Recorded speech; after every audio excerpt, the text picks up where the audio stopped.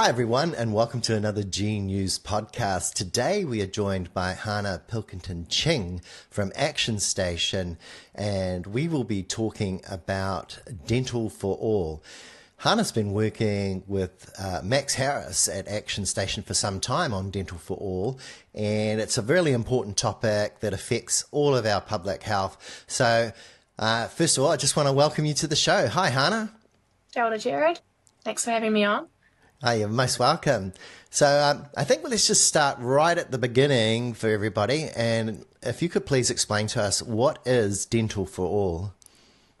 Dental for All is a campaign for oral health care to be funded in our public health system and made free for everyone. So universal free dental care in our public system, and also for our oral health system to be consistent with Te Tiriti o Waitangi through upholding Māori rights to tino rangatiratanga over Māori oral health. So that's a campaign that's led by Action Station along with a coalition that includes oral health organisations and workers, unions, poverty action organisations, and everyone basically, because this issue affects all of us. Wow. So when it comes to Dental for All, could you tell us a bit more about some of the work that you've already done and what's going on? Yeah, so Dental for All has been active as a campaign since around 2022, 2023. You might remember that at the 2023 general election, extending access to dental care for adults within the public system was a key policy area, I guess, that some parties were bringing forward. And so that was the result of lead up of some actions from this coalition, and that included a petition for universal dental care for adults, as well as a report that was released by ASMS around issues with access to dental care for adults. And we also we had some polling which found that 7 in 10 adults support bringing adult dental care into the public system. That was, I guess, some of the early stages of the work we've done. Since then, some research we've released includes a report on the costs of adults not being able to afford dental care under the current model, and how the costs of that in terms of impact on other parts of the health system, lost productivity, impact on quality on life, actually far exceed the costs of funding free dental care for adults. So that was a report that we released last year. And earlier this year, we released another report which focused on people's lived experience with oral health care in Aotearoa. And so that includes 10 stories that I guess illustrate the wide range of barriers that people face, but how cost is one of those barriers that often comes out on top for people, and how that also leads to a lot of stress and stigma in other parts of people's lives. So there's a few things we've done. This year, we're really focused on, building up, I guess, public momentum behind this kaupapa, and we're hoping that leading into the next election that we can make this, such an important issue that politicians can't ignore, and that they must commit to bold policy to change our oral health system. And so we have some exciting plans coming up for a national roadshow around the country, which I can share a bit more about soon. Yeah, tell us about that roadshow. So what is it? When is it? Where is it happening? So the Dental for All Roadshow is starting in just over a week, depending when you see this. We're going on 3 road trips around the country between August and October, going to all sorts of places from Northland to Taranaki, Bay of Plenty, all the way down to Invercargill, west coast of Te Waipounamu. So we're going as far as we can to hold local community events about Dental for All.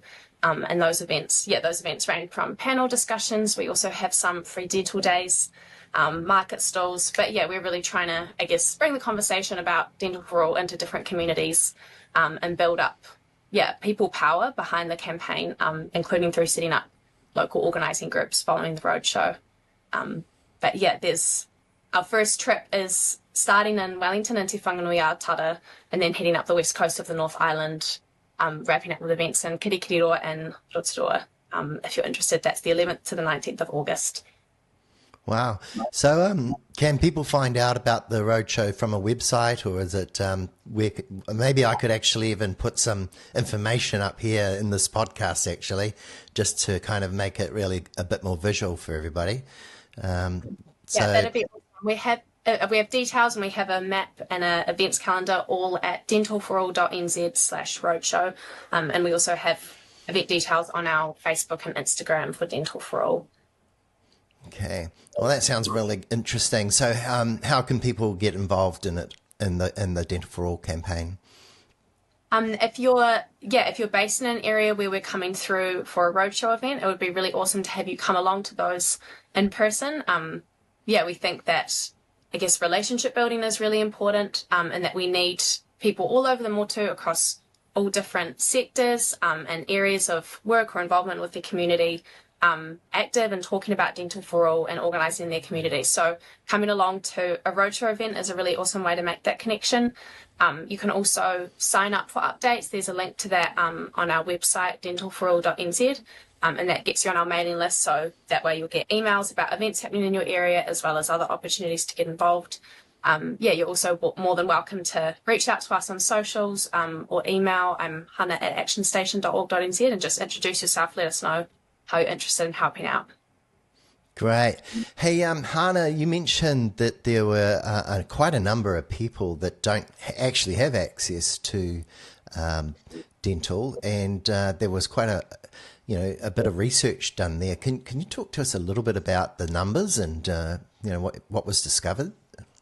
Yeah. So in Aotearoa, the New Zealand Health Survey, which is done every couple of years, every year, has found that nearly half of New Zealand adults have unmet dental need due to cost. So that's nearly half of the population, don't get the dental care they need because of the cost. And as you can imagine, that's higher for young people, for Māori, Pacifica, for disabled people, any groups that are already marginalised and already struggle with access to other important public services. So I guess that's the high-level state of things here. And that's basically a product of dental care being locked out of the public system. And so there's very minimal public support to access dental care. There's a means-tested WINS grant, which you can only access if you meet a very strict threshold and if you need urgent care, which means that it has to get to a point where you're in a lot of pain and you need an extraction in order to actually be able to access dental care if you're even eligible in the first place. So that's a bit of where things are at here. But there's also some really amazing work being done in different places, especially by some Māori providers and by people advocating at a local level for funding to support free dental for adults, especially people in the health system who see the impacts on the flow-on effects of people not accessing dental care. And so there's, different initiatives around the country, but I guess what we're advocating for is for that to be addressed at a national level by it fundamentally being included in our public health system so that all of that work can be supported. If you don't get your teeth sorted out, I mean, what kind of health effects and even economic effects flow on from the consequences of not being able to get access to treatment? Yeah, it has a massive impact on people's lives across different health issues. I would leave it to the medical experts to give you all the detail, but I mean, things like dental infections and oral cancers, that are directly related to oral health, but also more indirectly, if you have issues with your oral health that affect the type of food that you're comfortable eating, that affect your confidence to go be involved with different things in your community, that actually affect your ability to go to work because you're in pain so much of the time. All of that, as you can imagine, has a really wide impact on people's lives and quality of lives. There's so many different effects, and I really encourage anyone who's interested to have a look at our report that we released this year, because I think it does a great job of, I guess, sharing the human stories of what that actually means in people's lives, like whether that's taking on extra work to pay off the cost of their dental care or going into debt to their dentist in order to fund the care, and just really wide-ranging and absolutely unnecessary, right? Because people could access oral health care in the first place, they would be able to prevent those more complicated issues from developing and wouldn't need such a high level of treatment at all.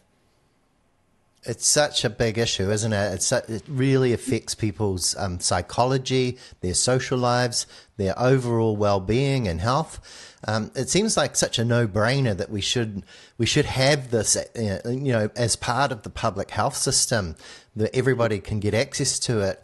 And whenever we talk about this in the public, and there's an election and politics gets involved, the conversation inevitably comes around to how do you roll this out? How do you implement it? Do we have enough dentists?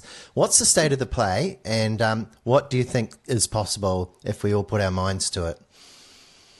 One of the models that's been proposed is setting up a New Zealand community dental service for adults. And so that could look like having public dental clinics in different communities. Those could have dentists, but also oral health therapists. In terms of the workforce, at the moment, it's primarily dentists who are seeing adults, but there is actually further training that oral health therapists who usually see under 18s can do in order to see adults. And so there's lots of opportunities in terms of workforce development. If the government was being strategic about it, that would absolutely enable all adults to access dental care. And also, I mean, if we see this as a fundamental part of our public health system as an important thing for everyone to access, then we should be doing whatever's needed. We shouldn't accept that that half the population just doesn't access dental care. So there's a few different proposals about how this could look, including developing that capacity for local clinics around the country. You could also have oral health care more integrated with existing public health services, and you can also provide funding to private dental practices to see people at a lower rate. So those are some of the options that we're exploring, among others, in a policy paper that we'll be working on later this year as well, to, I guess, detail some of the pathways and the pros and cons of those going into next year. I know that both Labor and the Green parties have policies, or had policies. One of the recent fiscal papers put out by the Green Party talked about the how we could actually afford to actually have free dental care across New Zealand. And we're all sitting back waiting, for an election coming soon. But it does become an election issue, doesn't it, when we actually look at the severe consequences of not doing anything. 50% of the population, experiencing poor well-being, poor health, unable to afford this. We're in a cost of living crisis. So I think this is one of those big major issues that could be an election issue for all of us, just like the health in general. And if you've got something that you'd like to say to the audience right now about this, by all means say it. Let's hear. What would your message be? I think Dental for All is a really exciting campaign to be part of. Obviously, there's so many attacks that are coming from this government at the moment on all parts of our lives, including on the health system. And I think it's important to actually be working towards and thinking about something which is a window into the future where we can have really strong, well-supported public services, which are on te tere tio Waitangi.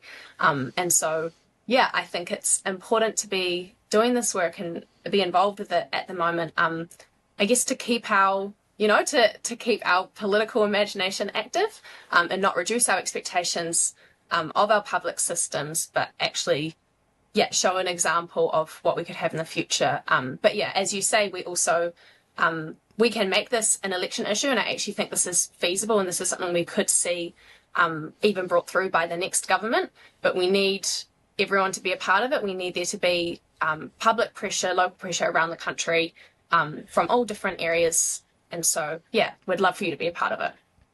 So let's just remind everyone one more time about this roadshow. When's it on and where it's on? I think there's 3 parts. So can we talk through that? Yeah, we have 3 road trips.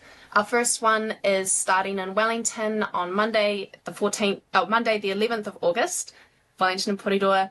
We're heading up through Palmerston North, Wanganui, Taranaki, Kirikiriroa and Rotorua. Then starting on the 7th of September, through to the 17th of September, we're doing a second trip in the North Island, and that's including Northland, Tamaki Makaurau, Whakatane, Te Tairapiti and Hawke's Bay. And then we're heading to Te Waipounamu, the South Island, starting on the 27th of September in Wanaka, and we're heading to Dunedin, Invercargill, Otautahi, West Coast and Nelson, among other places. So if you heard any places there, or there are any places missing out but you're still keen to connect in, definitely head to our socials or our website, dentalforall.nz, to find the event details and sign up for updates so that you can be part of it. Thank you very much for talking to us today, Hannah. This is Hannah from Action Station, and you've heard you can get involved, and this is a big issue for all of us. Let's change this, New Zealand. Let's do something about Dental for All. Let's not put up with this silly rubbish that we've got at the moment where people's lives and health are unnecessarily badly affected. Let's solve this problem. Thank you very much for coming on the show today, Hannah. It's been really good talking to you. Thank you.